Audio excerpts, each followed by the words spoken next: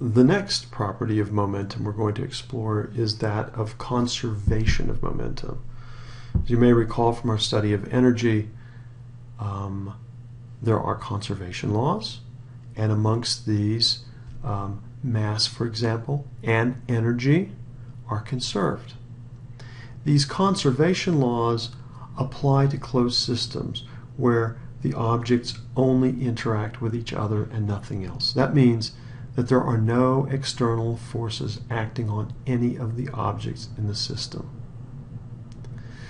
The benefit of conservation laws is that they enable us to solve problems without worrying about the details of a particular event.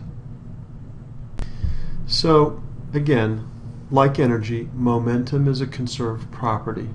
It cannot be created or destroyed. In a closed system, we'll always have the same amount of momentum. And the only way, once again, the only way the momentum of a system can change is if the momentum is added or taken away by an outside force. Conservation of momentum is applied to figure out what the momenta or the velocities of objects were either before or after an event. So to apply it, we take snapshots of the system before and after. We get some information either before or after, a little bit of each, and with that we're able to complete the picture of what all the objects were doing. We're going to explore that in more detail a little bit later. Now let's look at how we get to the conservation of momentum, bearing in mind change of momentum and impulse. So first of all, recall that we had a relationship between momentum and impulse. That is, the change in momentum is the impulse. So we have that P naught, the initial momentum, plus an impulse applied, is equal to the final momentum, P sub f. Now, when an external force acts on an object, recall, it imparts that impulse to an object, and that gives rise to a change in momentum. This is exactly the same for a system of objects. So we would have, for a system of objects, the initial momentum of the system plus any impulse added to the system from outside is equal to the final momentum of the system. Now, remember, impulse comes from an external force. So if the system is isolated, if the system doesn't interact with anything on the outside, it can't be affected by an outside force. That means that the impulse has to be zero.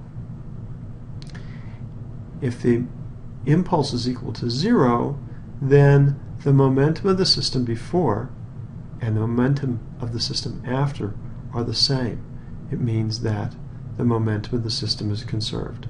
So again, if there's no external force, there can't be an impulse applied to the system. If there's no impulse, the momentum will not change, and that means it's conserved. This slide is optional, and really for those that are interested in seeing more of a proof of the conservation of momentum. It's a little bit more algebraic, and if that's your interest, this is a great place to go. So let's start off, and we need to realize that both the conservation of momentum and the concept of impulse actually follow from Newton's second law. So if you think back a little bit, we talked about defining momentum when we started thinking about Newton's first law. Now we can look at conservation of momentum and pull it out of Newton's second. All right. So let's begin. Newton's second law says that force is equal to mass times acceleration. F is the net external force, m is mass, and a is acceleration. Now, also recall that the acceleration is just the change of velocity with time. And we'll just write that as delta v over delta t. So we can replace a in Newton's second law in ma with this expression, and we get force is equal to mass times delta V over delta T.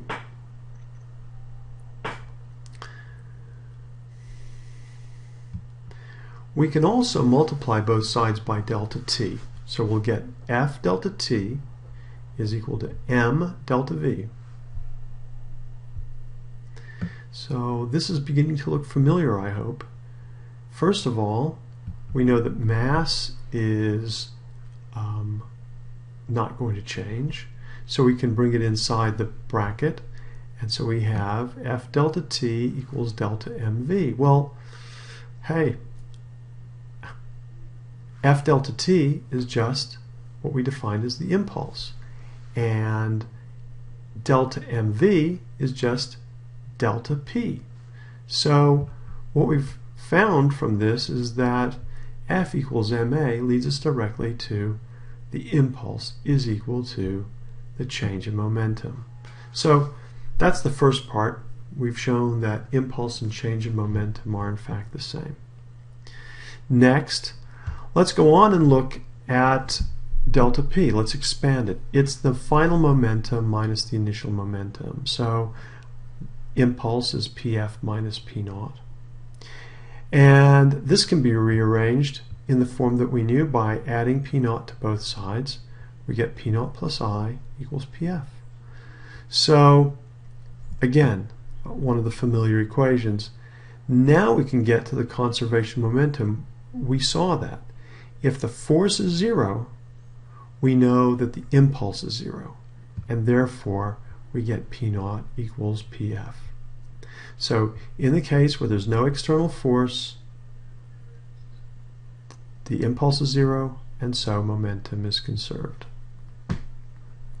So again, this is really great because we're going simply from the Newton's second law, and from that deriving three important things. One, that the impulse is force times delta t.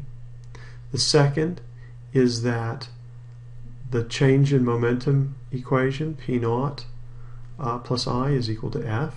And finally, in the case where that force is equal to zero, that p naught is equal to pf and that momentum is conserved.